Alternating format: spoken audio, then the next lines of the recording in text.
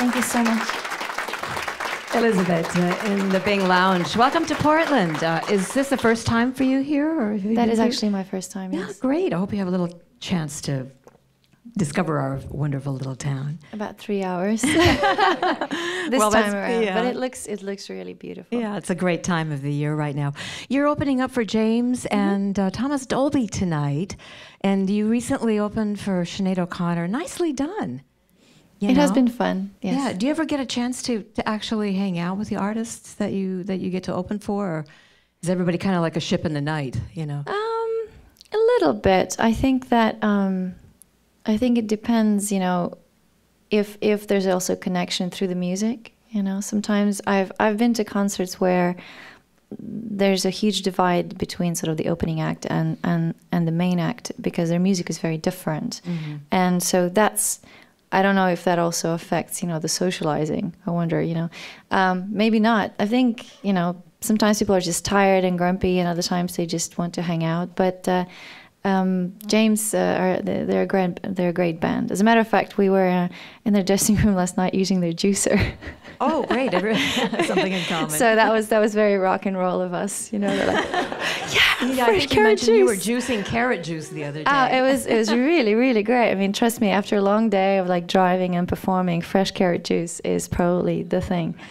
That's what really goes on backstage. Yeah, you thought that we were all drinking tequila and, you know, being extremely, you know, like rock stars, but no, sorry. Your following you along on Facebook is really fun, by the way, because you're a prolific writer. I'm not sure whether you're more of a poet or a singer or singer-poet, but it all seems to, you know, writing is definitely part of what you do.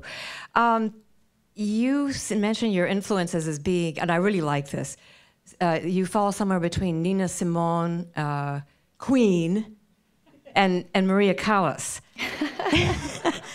Which is an amazingly, and there's probably more that you're influenced by, but you did actually come to opera. Can you tell me a little bit about how that started for you? Like, I've got a voice. Wow, how does that work?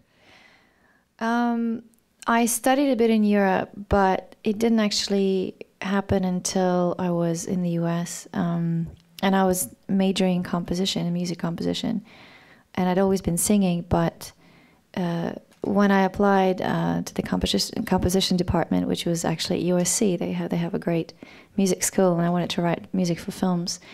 I didn't submit any written scores because I just got too lazy, and I was in Europe, and I don't know what I was doing, but something. I was being bohemian, and so when I actually arrived, they said, "Yes, we will admit you, but on trial basis." Because he didn't submit, you know, a requirement. And I said, oh, well, that's not acceptable. You know, I have to have an official major.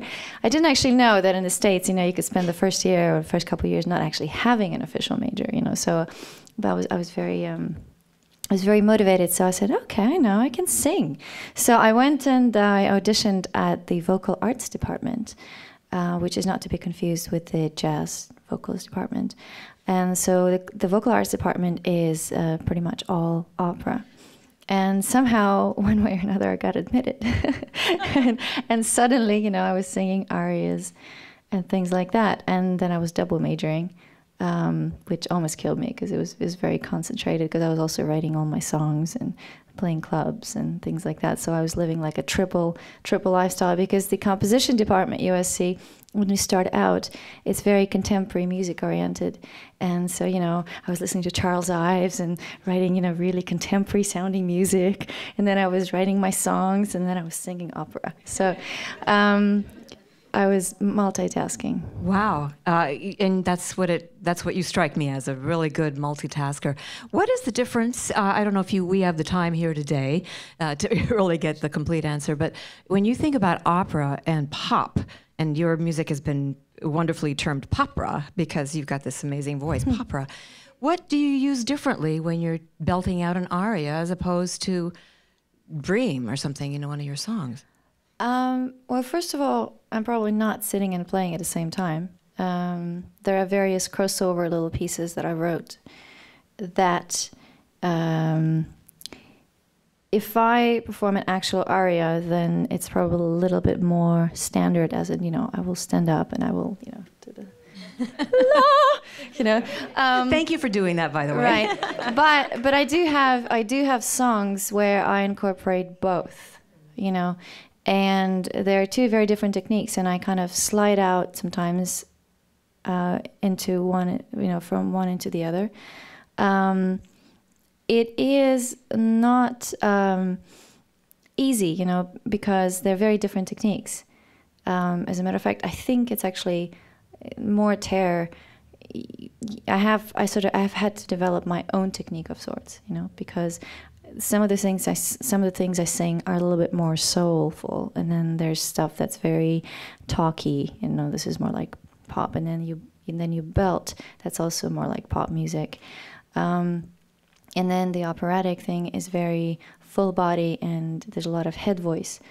But I think I look at all these.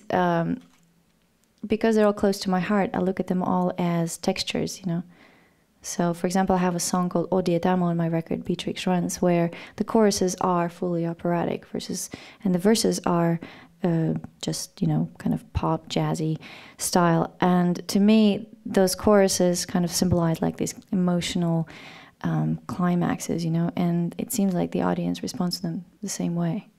Yeah, which is how you describe you're a alchemist. A flowering, is it a flowering alchemist? Flower alchemist. Yes. What a beautiful way to describe yourself. Thank you. So I wanted to let everybody know that you are kind of a person of the world. You're a citizen of the world in a way. Now you live in Los Angeles, but you've been in New York and you lived in Moscow, and you've traveled through Europe. Any favorite places? I'm still discovering. Mm-hmm. I was actually born in New York, but I didn't live there. I grew up in Moscow, Russia.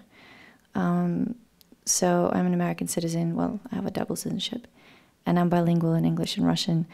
But I think, I'm definitely discovering, because there are already places I love. I do love. There's a number of places in America. It also depends, whether it's a city or if it's nature-oriented. There's some places you go to, like the Big Sur, and then you go to a city like Portland, and you appreciate it as a city. But I love places in Europe as well. But I think I still have my road to run. I haven't been to most of Asia yet, and I'd love to. Lots of places to go to. Yeah, absolutely, yeah. Well, we're certainly happy you are in Portland and getting to know you a little bit better. Well, thank you for having me. Elizaveta in the Bing Lounge.